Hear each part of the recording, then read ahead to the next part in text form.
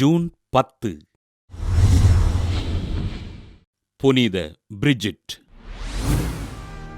Ireland நாட்டில் ஃபவ்காட் பகுதியில் வாழ்ந்த ஏழ்மையான குடும்பத்தில் கிபி 453ஆம் ஆண்டு பிறந்தார் பிரிஜிட். புனித பேட்ரிக் மறையுரையினை கேட்டு வளர்ந்த பிரிஜிட் பேட்ரிக் மறையுரையின்படி தன் ஆன்மீக வாழ்வினை வளர்த்துக் கொண்டார்.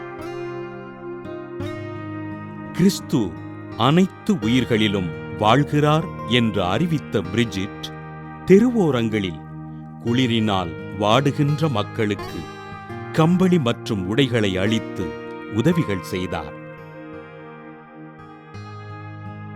பால் பண்ணையின் பொறுப்பாளராக தன் பணிகளை திறம்படச் செய்த பிரிஜிட் தன்னை ஆண்டவருக்கு அர்ப்பணிக்க விரும்பி ஆயர் மெல் அவர்களிடம் தன் முதல் வார்த்தைப்பாட்டை அளித்தார்.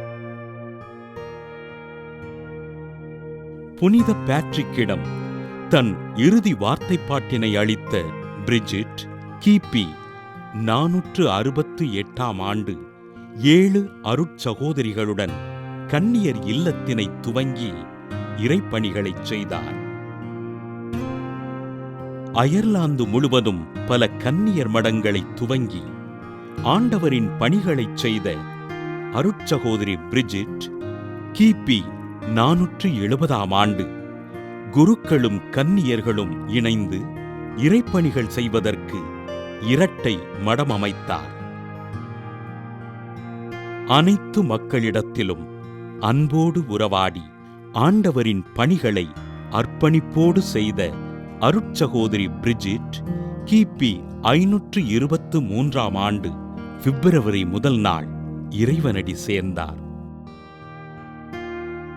ஏழ்மையான குடும்பத்தில் பிறந்து எளிய மக்களுக்கும் ஆதரவற்றோருக்கும் உதவிகள் செய்து வாழ்ந்த அருட்சகோதரி பிரிஜிட்டினை திரு அவை புனிதராக உயர்த்தி பால் பண்ணை தொழிலாளர்களுக்கும் பயணிகளுக்கும் பாதுகாவலராக அறிவித்தது.